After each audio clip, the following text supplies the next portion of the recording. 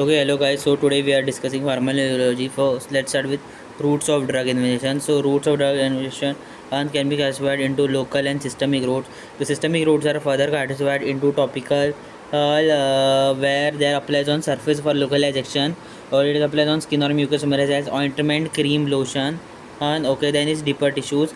Deeper tissues can approach by using a syringe and a needle. Like example, intrathecal injection. Example, lignoget. Next is arterial supply. Arterial supply. Close intra arterial injection is used. Okay, example, anti-cancer drugs can be infused in femoral or bronchial artery to localize the effect for limb malignancy. Next is systematic effect. Okay, systematic effects include are the one in which drugs are absorbed into the blood and is distributed all over. Okay, overall. Okay, this is the most common route, safer, more convenient, cheaper. Okay, presence of food in the stomach dilutes the drug and delays the absorption of delays. As example, pantoprazole. Next is sublingual route, okay, or pakkaj route. The tablets or pellet containing the drug is placed under the tongue. Okay, absorption is relatively rapid. Example, nitroglycerin, isoprelin, clonidine. Okay, next is rectal route. Certain irritant. Uh, Certain irritant unpleasant drugs can be put into rectum as saporosities. Okay, example are aminophylline and paraldehyde diazepam. Next is cutaneous. Okay, cutaneous include highly lipid soluble drugs can be placed over the skin for low and prolonged absorption. These drugs are applied over the superficial area of the skin. Example, transdermal patches. Example, that is thyroxine patches are given to prevent traveling sickness. Nitroglycerin patches are used for emergency hypertension. Okay, next is inhalation one. Inhalation include volatile liquids and gases are given by for systemic action. Absorption takes place from vast surface of the alveoli. Action is very rapid. Example, aspirin for bronchial asthma. Okay, next is nasal. The mucous membrane of the nose can readily absorb many drugs. Drugs in these routes are applied as snuff or spray or nebulized solution. Example, drugs like insulin, GnRH, and antagonist. Okay. Next is parenteral routes. Okay. This refers to the administration by injection, which takes the drugs directly into the blood or tissue. Action is fast and sure. The important parenteral routes are subcutaneous. That is subcutaneous. Subcutaneous.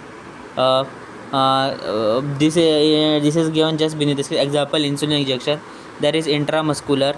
The drug is injected in one of the large skeletal muscle. Example, diclofenac sodium. Next is intravenous. The drug is injected in one of the part of the superficial. Example, normal saline. And there is intradermal. The drug is injected into the skin. Okay. Example, BCG vaccine, small vaccine. Okay. You can draw a diagram where you can show human being. Okay. Where there is intranasal space given in the nose, then the sublingual in the nose, then in the lung first pass metabolism takes place, then in the liver first pass metabolism takes place, and in the in the intestinal walls. Okay, and then there is on the hand there are intravenous injection, transdermal patches, intramuscular injection. Okay. Okay, now important.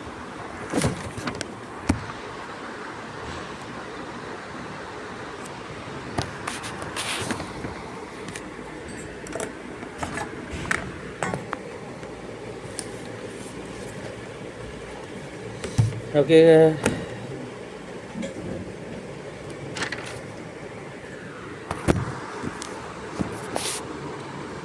Advantage and disadvantage of different routes. Okay, let's start with oral. It's safe, cheap, okay, painless, used for repeated and long term use, and self administered by user. Okay, next is disadvantage are unpalatable, and it is this rule is not recommended for unpalatable and irritant drugs, then unabsorbable drugs, then for drug discharged by digestive juices, then drugs which have high first pass metabolism, and uncarbonated and unconscious patients, and patients with severe vomiting and diarrhea. Okay, in cases with emergency, it cannot be recommended. Okay. Next we'll talk about sublingual route. Okay, sublingual route.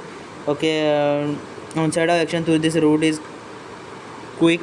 Okay, as tablet is removed from the mouth, the action stops. The route bypass first pass metabolism. It is convenient patient and self administrable is possible. Okay. The route is not suitable for intolerable drugs, and lipid soluble and lipid unsoluble drugs should not be given through this route. Okay. Next, guys, we'll talk about intravenous route. Intravenous route. We'll only discuss important one. Action of onset is very key. It is used in emergency. 100% bioavailability is seen. Okay, large volume of drugs can be given. High rate and drugs can be given severely by this route. Hypertonic sedation can be given by this route. Constant plasma level drug can be maintained by this route. Okay. Then disadvantage, local effect lead to liabilities. Then cell admission cannot be done, so aseptic conditions are mandatory. Then extraction of some drugs can lead to injury, necrosis, and sloughing of tissue. Depot preparation should never be in via this route. Okay, let's guys take over the example. Let's example. Okay, oral road we give paracetamol is tablet for fever. Omeprazole capsule is given for peptic ulcer, and acetylphenol tablet is given as analgesic. Next, sublingual glycerin trinitrate is sublingual in angina pectoralis, and bupropion and disaminoxetine is taken through sublingual route. Okay, next is intravenous bolus of ranitidine in bleeding peptic ulcer, slow intravenous infusion of morphine in myocardial infarction, and intravenous infusion of dopamine and cardiogenic shock. Okay,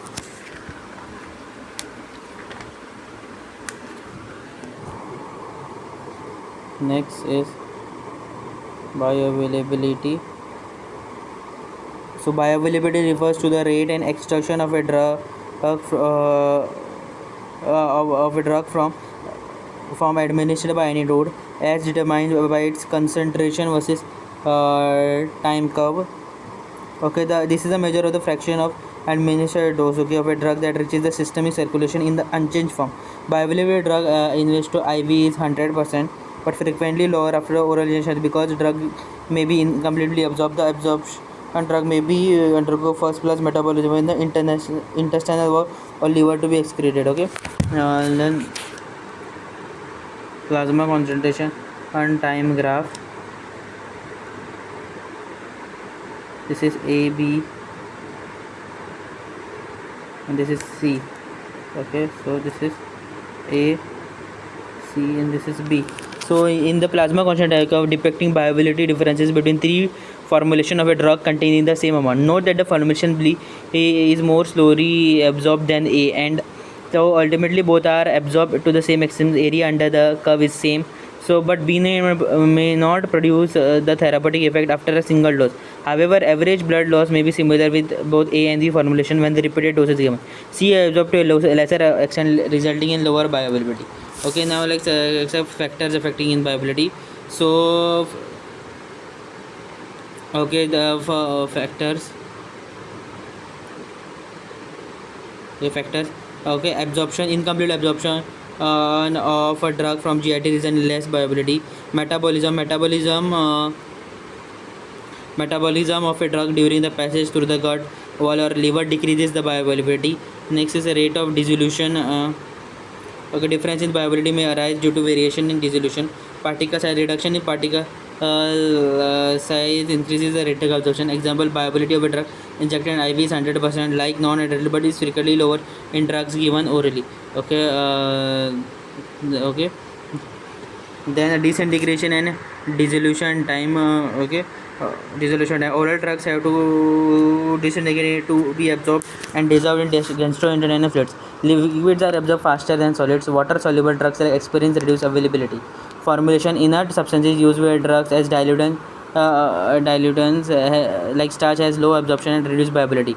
Okay, particle size, again small particles are easily absorbed than bigger particles, and there is better bioavailability.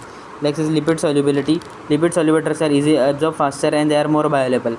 Next is pH and ionization. Ionized drugs are poorly absorbed compared to unionized drugs. Acidic drugs remain in unionized and acidic medium and are rapidly absorbed. Example, aspirin, barbiturates. The next is area and vascularity of the absorbing surface. The larger the surface area for absorption and more vascularity, there will be more absorption, more bioavailable. Next is GI immortality. Faster gastric emptying time ensures passage of drug to intestine is fast. and more absorption. Intestinal motility as in diarrhea reduces absorption and the amount of drug available is reduced. Next is presence of food. Okay, delays gastric empty and delays absorption.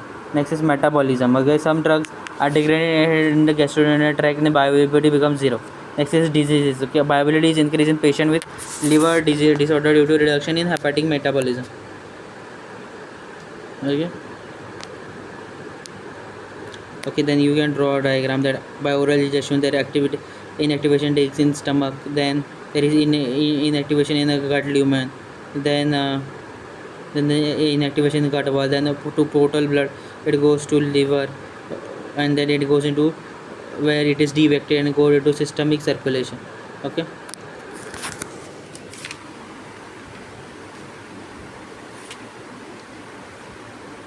Now next is first pass metabolism. First pass metabolism, also known as a pre-synaptic pre-systematic metabolism. First one refers to the metabolism of a drug during its passage from site of absorption into the systemic circulation. Okay, okay, that is a drug comes to stomach, then goes to liver, and then finally goes into systemic circulation. All orally administered drugs have to pass via gut wall, portal vein, and liver to enter the systemic circulation. Some drugs during this process of passage get metabolized and are removed or inactivated before they reach the systemic circulation. This process is known as first pass metabolism. First pass metabolism results in decreased viability as well as decreased therapeutic effect of drugs. Example: propanol and nitroglycerin. Consequences of high first pass metabolism. Drugs which undergo extensive first pass metabolism should be given parenterally. Drugs dosage which is required for oral administration is higher as compared to other systematic routes.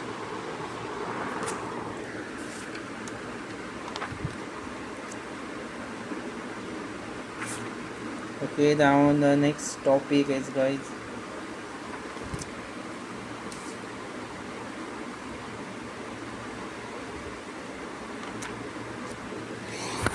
next is therapeutic index.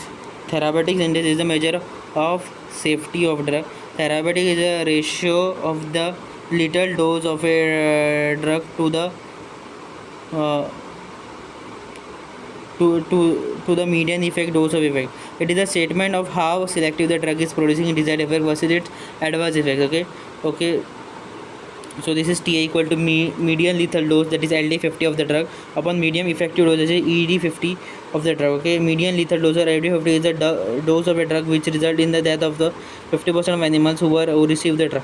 More is the LD50, safer is the drug. Okay, more is the LD50, safer is the drug. Okay, next is median effective dose or ED50. It is a dose of a drug which will produce desired effect in 50% of the patient. More is the ED50, less is the potency. Okay, and vice versa. So high is the value of the therapeutic index. Index safe is the drug. Example: penicillin has a high therapeutic index, while digitalis and phenytoin has less therapeutic index. Okay. Next, we'll talk about the calculation of therapeutic index in human. Okay. So here lethal dose should not be administered in a human. So modified parameter is used in clinical study. The dose or concentration preferred of a drug required to produce toxic is compared with that is TD50 toxic dose of the drug is compared with the dose of concentration required for therapeutic effect in population, that is effective. So ED50, this is parameter is called clinical therapeutic index. Okay, that is TD51 ED50 toxic dose upon median effective dose. Here TD50 is the dose of drug required to produce toxic effects of in 50% of population. ED is the 50 the drug which produces the desired effect in the 50% of population. For many drugs there are severe toxicities that occur at sublethal doses in human, and this toxicity often limit the maximum dose of a drug. A higher therapeutic index is preferably to a lower, and a patient have to take much higher dose of a drug such as to reach a toxic threshold than the dose taken elicit the therapeutic effect.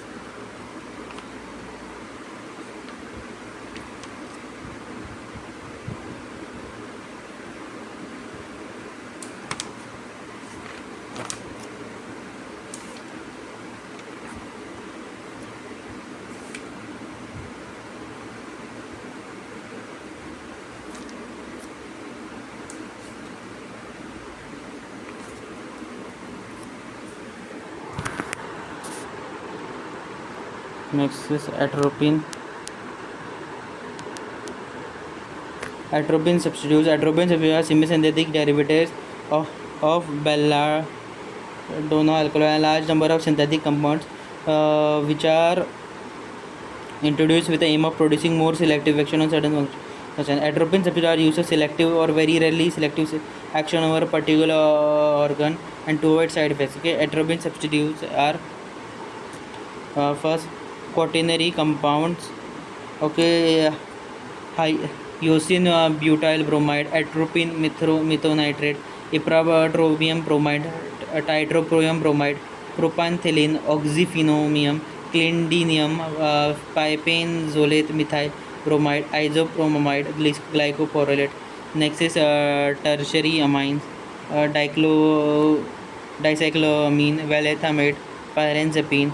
Next is vasoselective drugs. Okay, oxybutynin, toleraridone, flexovalate. Okay, next is mediatics, hematotrophin, cyclopentolate. Okay, tromacardine. Next is anti-Parkinsonism. Okay, trihexapendinyl, procyclidine, bipedine. Okay. Now, okay, so we'll discuss some of this. First is homatropine. It is a semi-synthetic atropine derivative. Potency of homatropine is less than atropine. It acts in 1 to 3 days. Next is ipratropium bromide and tiotropium bromide. Okay, these are synthetic atropine derivatives which are given by inhalation route. The drugs have selective action over bronchial smooth muscle and cross bronchodilation. Tiopropium has longer action than ipratropium. Xerostomia is the main effect. Next is cyclopentonate. Okay, and tropicamide. Okay, these are synthetic atropine derivatives having a rapid onset of action along with shorter duration of action as compared to atropine. Okay, cyclopentolate act for 24 hours, better is short acting, that is for 6 hours. Next is propanthelin.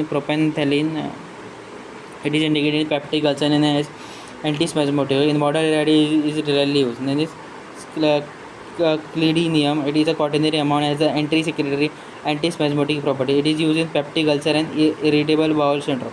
Glycopyrrolate. It is a quaternary compound with very rare central side effects. It is used in pre-anesthetic anesthesia. Okay, next is dicyclamine. It is a tertiary amine. Okay, it has an antispasmodic and anti-emetic properties. It is used in dysmenorrhea, abdominal colic. Valenthamalate. Okay, it is a tertiary amine. It has antispasmodic property. It is used in international and urinary colic. Next is oxybutynin. It has a selective action on M1 and M3 receptors, bladder and cerebral gland. That is, drugs has a vasoselective action. So it is used in relieving spasm after urology surgery for increasing bladder capacity and pyogenic and in nocturnal sinuses. Next is flexovalate. Okay, it has a selective action on M1 receptor in urinary bladder and cerebral gland. Okay, it is used in salivary urgency and frequency because of cystic prostate and urethritis. Next is toleraridine. Its action is more selective for urinary bladder as compared to cerebral gland. It is used to decrease the frequency and urgency and deterrence overactivity.